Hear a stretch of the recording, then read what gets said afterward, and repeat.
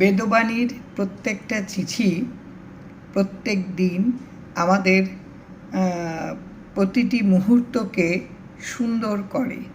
এই বেদবাণীর প্রত্যেকটা চিঠি যদি আমরা মন দিয়ে তাকে পড়তে পারি, বুঝতে পারি, ধারণ করতে পারি, বোঝা কঠিন এবং তাকে ধারণ করাও কঠিন, কিন্তু বারে বারে যদি তাকে আমরা অভ্যেসে আনতে পারি, যেটা আমাদের মধ্যে কিন্তু একেবারে রপ্ত হয়ে যাবে যদি আমরা প্রতিনিয়ত তাকে চর্চা করতে পারি। প্রত্যেকটা শব্দকে যদি প্রত্যেক দিন ভালোবাসতে পারি, প্রত্যেকটা শব্দকে নিয়ে যদি আমরা নিজেদের মধ্যে তাকে বসবাস তাকে করতে পারি, তাকে নিয়ে থাকতে পারি, তাকে নিয়ে যাপন করতে পারি।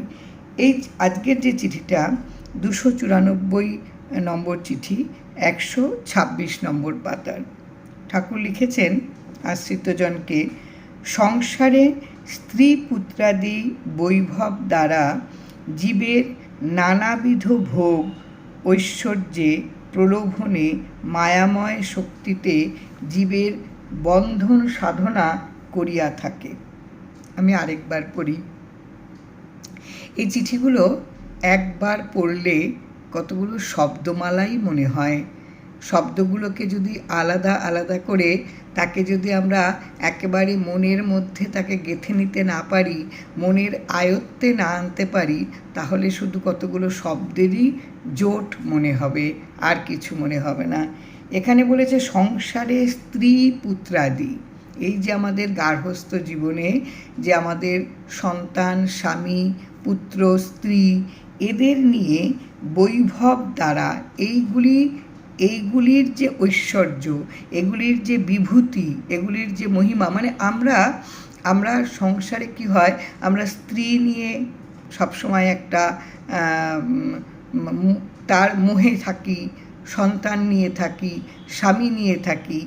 এই বৈভব দ্বারা, এই ঐশ্বর্য দ্বারা জীবের, আমাদের যাদের প্রাণ আছে, যারা জীবজগৎ, নানাবিধ ভোগ, নানান ধরনের যে সুখ দুঃখের অনুভূতি, নানান ধরনের যে বিভিন্ন রকমের যে একটা অনুভূতি হয়, সুখ দুঃখের অনুভূতি, তার ঐশ্বর্যে প্রলোভনে, তার এই যে সুখ দুঃখের অনুভূতির যে ঐশ্বর্য, যার যে সমৃদ্ধি, তার যে একটা বিরাট সম্পদ, ধন ভাণ্ডার, তার প্রলোভনে, তার মায়ায় একটা লোভ উৎপন্ন হয়, একটা লালসা তৈরি হয়।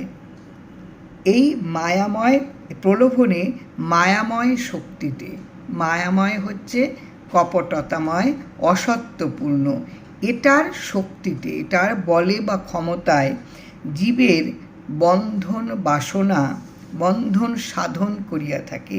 জীবের মধ্যে যে একটা আটক, যে একটা বদ্ধ ভাব, এটা কি করে, এটা সিদ্ধিলাভ বা এটা সম্পাদন বা এটা কার্য সাধন করে থাকে। কে করে থাকে? এই যে কতগুলো শব্দ, একটা বাক্য বললাম, তাতে করে যে নির্যাসটুকু নেওয়ার, যেটুকু আমার গ্রহণ করার, সেটা হচ্ছে এই যে সংসারে, এই যে আমাদের স্বামী, পুত্র, স্ত্রী, এই যে প্রত্যেকের মায়ায় এবং তাদেরকে নিয়ে আমরা ভীষণভাবে আমরা তাদেরকে বেশ সম্পদ মনে করি, ধন ঐশ্বর্য মনে করি এদেরকে। এই যে তাদের নিয়ে যে আমরা সম্পদশালী মনে করি নিজেদেরকে, এর ফলে কি হয়, নানান রকমের ভোগ হচ্ছে আমাদের একটা অনুভূতি, কখনো ভালো অনুভূতি, কখনো দুঃখের অনুভূতি। এই অনুভূতিগুলো কী করবে, এর ঐশ্বর্যে, মানে যদি আমি একটা ভীষণ আনন্দ প্রাচুর্যতায়, ঐশ্বর্যে, আমার একদম স্বামী নিয়ে সুখী, পুত্র নিয়ে সুখী, কন্যা নিয়ে সুখী, স্ত্রী নিয়ে সুখ, এই সব কিছুর যে একটা ঐশ্বর্য, এর সম্পদের দ্বারা আমি কি করি, আমার প্রলোভন, আমার লোভ, আমার যে নানান রকমের যে আমার ভেতরে একটা লালসা, এগুলো উৎপন্ন হতে থাকে। এই প্রলোভনে কি হয়, এই যে কপটতায় ভরা এবং অসত্যে পরিপূর্ণ যে সংসার, যেটা মায়াময়, এই শক্তি, এই অসত্য কপটতায় ভরা এই মায়াটাও এতটাই শক্তিশালী যে এই শক্তিতে কী করে, জীবের মধ্যে বন্ধন সাধন করিয়া থাকে, একটা বাঁধন সৃষ্টি করে। এই বাঁধনে না বাঁধলে আমরা এই মোহে আমরা কখনো আটক পড়তে পারি না। আমরা আমাদের আটক পড়ার এইগুলি হচ্ছে পথ। এই যে একটা জালে আটকে পড়লে যে জাল থেকে বেরোনোর যে একটা বিরাট চেষ্টা, আমরা তখন এই মোহমায়ায় পড়ে গেলে আমরা জাল থেকে বেরোতে পারি না। আমাদের তখন এই সংসার, স্বামী, পুত্র, কন্যা, তাদেরকে নিয়ে জীবনযাত্রা, তাদের ভালো থাকা, তাদের ভালোই মন্দই আমার ভোগ, আমার সুখ দুঃখের অনুভূতি, এই সব কিছু নিয়েই একটা বন্ধন তৈরি হয়, একটা বন্ধন সাধন হয়। এর উৎপন্নাদি অনুৎপন্ন বিষয়ের দাসত্ব ভার মুক্ত করিতে কামনা ইচ্ছাদি রজগুণ সমুদ্ভব উপাচারের শৃঙ্খল হইতে মুক্তি পাওয়ার কারণেই ভগবৎ নিরপেক্ষের স্মরণ নিয়া থাকিবার চেষ্টা করিতে করিতে অদৃষ্ট ভোগ কাটিয়া যাইয়া সদয় মুক্ত লাভ করিতে সক্ষম হইয়া থাকে। এটা অনেকটা বড় বাক্য, আমি আবারও বলছি এবং ভেঙে ভেঙে তা বলছি। তাহলে আমরা এই প্রথম লাইনটা বুঝলাম যে আমাদের সংসার, যাদের সঙ্গে আমরা বাস করি, এদের প্রতি এটা সম্পূর্ণ মায়াময়, সম্পূর্ণ অসত্য এবং কপটতায় ভরা। তবুও এই মায়ার জালে আমরা আবদ্ধ হই। আমরা আমাদের বাসনা, আমাদের নানান রকমের যে আমরা এই যে ভালোবাসার যে অনুভূতি, এই অনুভূতিগুলির মধ্যে আমরা আবদ্ধ হতে থাকি, বন্ধনে আমরা আবদ্ধ হতে থাকি। এবং এই মায়াময় যে শক্তিটা, এই শক্তিটা তার বন্ধন সাধন সে করে ফেলতে পারে। মায়াময় যে পুরোটা, এটা কিন্তু আমরা জাগতিক মন চট করে বুঝতে পারি না। বুঝতে পারলে আমাদের এইভাবে আটক করা সম্ভব হয় না মায়াময় শক্তির। এবার বলছে যে এর উৎপন্নাদি,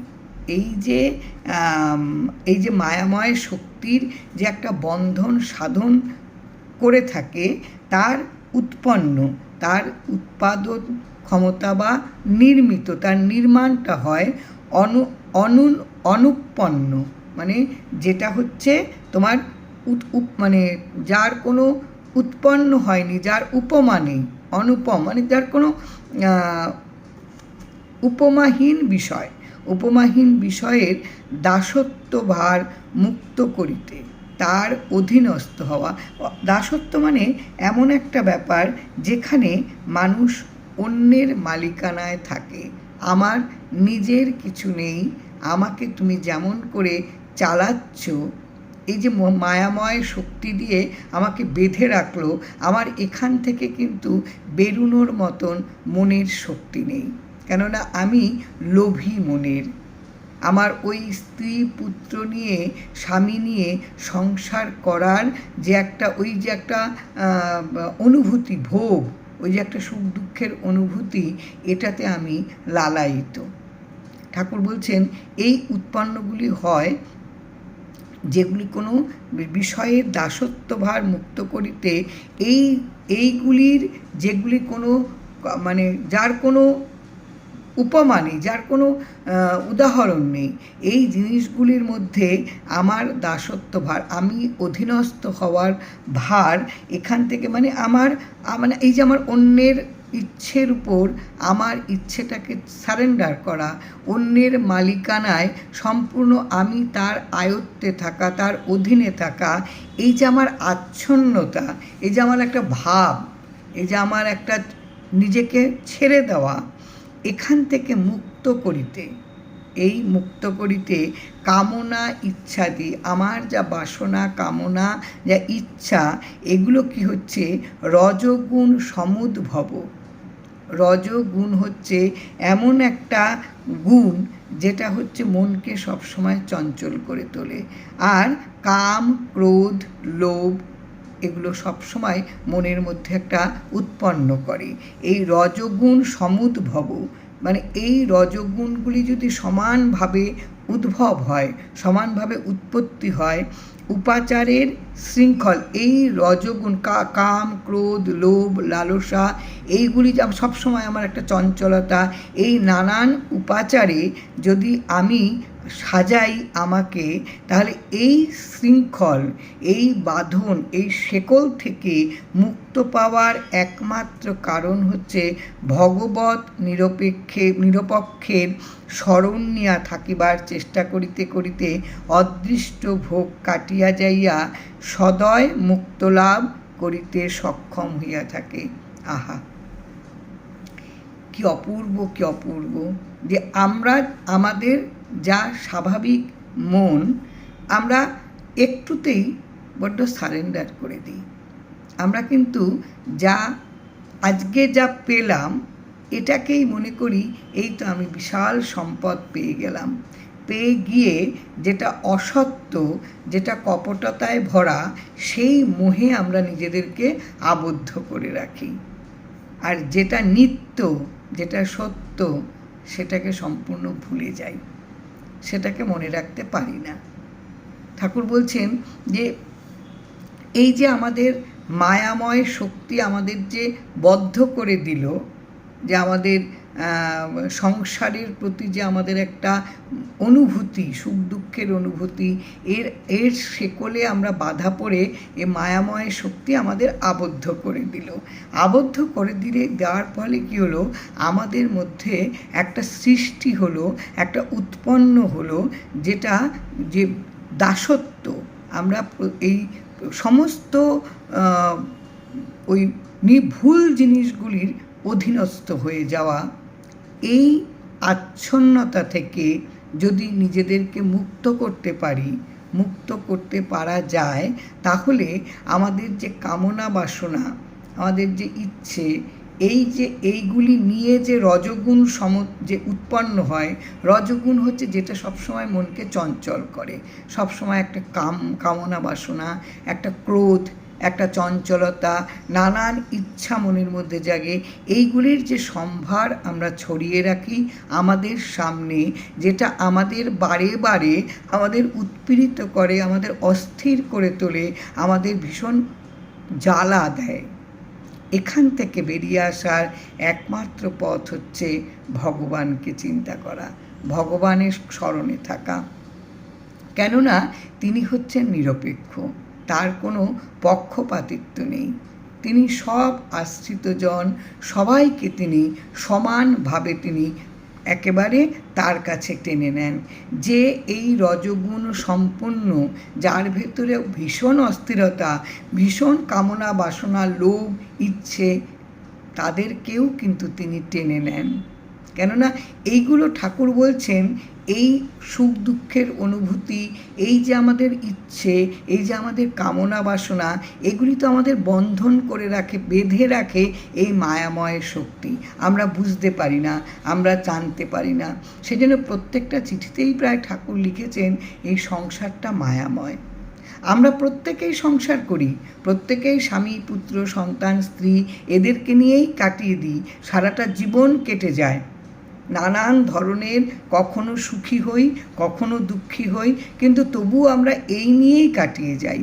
ঠাকুর বলছেন এই নিয়ে তুমি কাটাবে, এটা তো তোমার প্রারব্ধ, তোমার অর্জিত যা কিছু তোমার, এটা তুমি এইভাবে তোমার প্রারব্ধ ভোগ শুরু হয়েছে।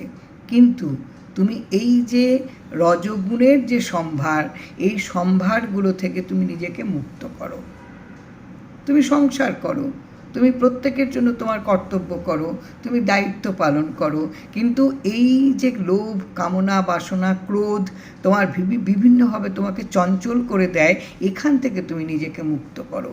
এই অস্থিরতা, এই যে আচ্ছন্ন ভাব, একটা মোহে তুমি আচ্ছন্ন হয়ে থাকো, এখান থেকে তুমি নিজেকে সরিয়ে আনো, এনে তুমি ভগবানের স্মরণে আসো। কেননা তিনি হচ্ছেন নিরপেক্ষ, তিনি সবাইকে তার কাছে ডেকে নেন, তাকে তার আশ্রয় তিনি নেন। এইগুলি স্মরণ নিয়া থাকিবার চেষ্টা করিতে করিতে অদৃষ্ট ভোগ কাটিয়া যাইয়া সদয় মুক্ত লাভ করিতে সক্ষম হইয়া থাকবে। তুমি যদি এই সব কিছুর মধ্য থেকে তুমি যদি নিজেকে সরিয়ে এনে তুমি যদি ঠাকুরের স্মরণে আসো, তাহলে তোমার যে অদৃষ্ট অনুযায়ী তোমার যে ভোগ যে তোমার করতে হবে, এগুলো আস্তে আস্তে কেটে যায়। কেটে গিয়ে কি হবে?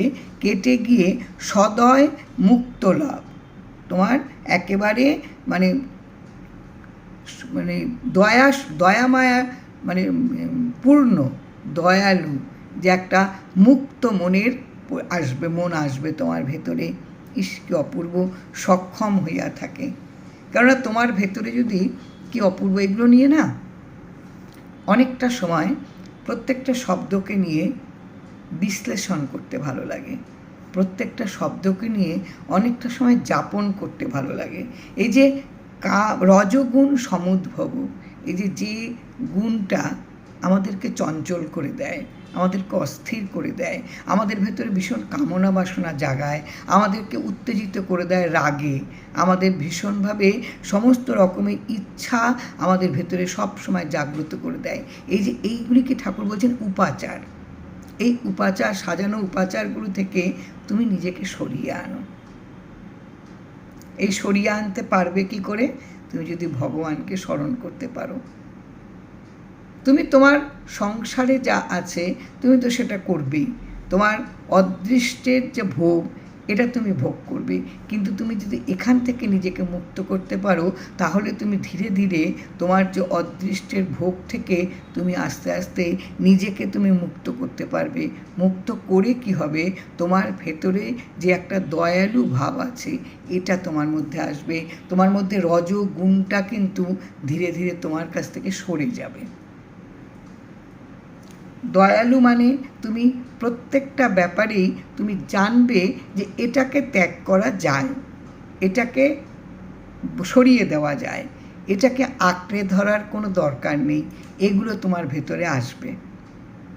কি অপূর্ব চিঠি ঠাকুর লেখেন, আহা! জয় রাম, জয় রাম। ভগবানের স্থান নিত্য, তিনি সবসময় বর্তমান, তাকে তিনি কখনো অনিত্য নয়। পুত্র কলত্রাদির স্থান হচ্ছে অনিত্য। যাদের আঁকড়ে প্রতিটা মুহূর্ত নিজের মূল্যবান সময়গুলো দিয়ে অতিবাহিত করি, এগুলো হচ্ছে অনিত্য। এগুলো আজ আছে কাল নেই, এই মুহূর্তে আছে পর মুহূর্তেই সেটা নেই। এই মুহূর্তেই তোমাকে নানান রকমের সুখের ডালা সাজিয়ে তোমার সামনে দিচ্ছে, পরক্ষণেই নানান দুঃখ তোমাকে দিচ্ছে। তাহলে এগুলো অনিত্য, কিন্তু ভগবান নিত্য। তিনি কখনোই তোমাকে ছেড়ে তিনি কোনো দিন যাবেন না, তিনি সব সময় তোমার সঙ্গে সঙ্গেই থাকবে। অপূর্ব। গত বিষয় চিন্তা করিয়া কোনো লাভ হইতে পারে না।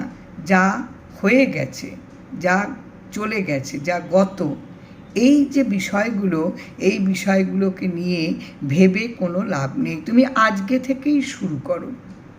এবার এই যে ঠাকুর চিঠিটা লিখলেন, এই যে ঠাকুর প্রত্যেকটা কথাগুলো বললেন, এবার আমি যদি মনে মনে ভাবতে পারি আমি যে তা আমার তো ভীষণ কামনা বাসনা আছে, আমার ভীষণ রাগ আছে, আমার ভীষণ দ্বেষ আছে, আমি একদম কাউকে সহ্য করতে পারি না, পরশ্রী কাতরতা আছে, আমি এর ক্ষতি করেছি, আমি তার ক্ষতি করেছি, আমার এই লোভ আছে, আমি এই লোভের দ্বারা আমি এত বড় জিনিস অন্যায় করেছি। ঠাকুর বলছেন এগুলোকে তুমি ছেড়ে দাও। গত যা হয়ে গেছে তা তুমি ছেড়ে দাও। তুমি গত যা তোমার হয়ে গেছে এগুলো নিয়ে ভেবে কোনো লাভ হবে না। ভগবত চিন্তায় ব্যপ্ত থাকিতে সতত চিন্তা করার অভ্যেস করিবে। আহা, ভগবানের চিন্তায় নিজেকে প্রসারিত করো, নিজেকে ছড়িয়ে দাও। যা হয়ে গেছে হয়ে গেছে, এগুলো নিয়ে ভেবো না, এগুলো নিয়ে চিন্তা করো না। অভিভাবক তো এরকম করেই বলেন। অভিভাবক তিনি এভাবেই প্রত্যেক সন্তানকে তিনি এভাবেই শেখান। ব্যথা পেয়েছ, তোমার মনের মধ্যে একটা প্রলেপ দিয়ে দিলেন, স্নেহের পরশ তুমি ব্যথাটা কমে গেল তোমার। কিন্তু এই ব্যথা পেয়েছো, এই ব্যথাটাকে নিয়ে তুমি যদি অনেকটা সময় যাপন করো এবং ভগবানকে স্মরণ করতে তুমি অনেকটা দেরি করো, তাহলে এই ব্যথাটা তোমার অনেকটা দূর তোমাকে টেনে নিয়ে যাবে। ঠাকুর বলছেন তুমি ঠাকুরকে স্মরণ করো, তোমার মনটাকে তুমি ছড়িয়ে দাও, প্রসারিত করো, তুমি তাকে নিয়ে তুমি যাপন করো। সব সময় তুমি ভগবানের চিন্তা করো এবং এটা তুমি অভ্যেস করো। চর্চার মধ্য দিয়ে অভ্যেস হচ্ছে এমন একটা জিনিস যা অবিরত অবিরাম চর্চার মধ্য দিয়ে যদি তুমি তাকে রাখতে পারো, যাপন করতে পারো, তোমার জাগ্রত অবস্থায় নিদ্রিত অবস্থায় তুমি এই অভ্যেসেরই তুমি একেবারে দাসত্ব হয়ে পড়বে। তোমার যে অভ্যেসটা ভালো অভ্যেস সেটা তুমি গ্রহণ করতে ঠাকুর বলছেন। যেমন যদি আমরা অভ্যেসকে যদি আমরা আশ্রয় করি, ওটাকে নিয়েই চলতে আমরা অভ্যস্ত হব, ওটাকে নিয়েই চলতে আমরা ভালোবাসবো। আবার যদি আমরা এই যে ঠাকুরকে স্মরণ করে ঠাকুরের শরণাপন্ন হয়ে যদি থাকতে পারি, সব সময় যদি আমরা মনকে ছড়িয়ে রাখতে পারি ঠাকুরের স্মরণে, ভগবানের স্মরণে, তাহলে তারও কিন্তু একটা ভালো চিন্তার একটা সেখানে অভ্যেস হবে। এই অভ্যেস ঠাকুর করতে বললেন। ঠাকুর বললেন যে তোমার যা হয়ে গেছে হয়ে গেছে, এটাকে নিয়ে তুমি চিন্তা করো না। এখন থেকে তুমি নিজেকে তৈরি করো, নিজের মনটাকে তুমি প্রসারিত করো, দয়ালু হবে তুমি। তোমার এই যে যা কিছু তোমার ভেতরে ছিল এগুলো তুমি ত্যাগ করতে শিখবে এবং মনটা তোমার আস্তে আস্তে তোমার অদৃষ্টের ভোগ সরে গিয়ে মনটা তোমার দয়ালু হবে। কি অপূর্ব চিঠি, অপূর্ব অপূর্ব চিঠি। ভগবৎ চিন্তাই ব্যাপ্ত থাকিতে সতত চিন্তা করিয়া অভ্যাস করিবে। সব সময় ভগবানের চিন্তায় তোমার মনটাকে তুমি প্রসারিত করে রাখো, ছড়িয়ে রাখো, তাকে একদম পরিব্যাপ্ত করো। সারাটা জায়গা জুড়ে তোমার শুধু একমাত্রই ভাবনা থাকুক ভগবান।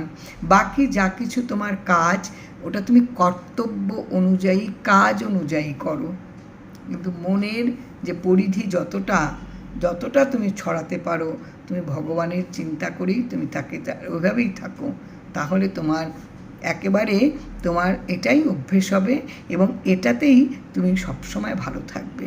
বাকি অনিত্য জিনিস নিয়ে তুমি কখনো অস্থির হয়ে উঠো না। অপূর্ব চিঠি। জয় রাম, জয় রাম।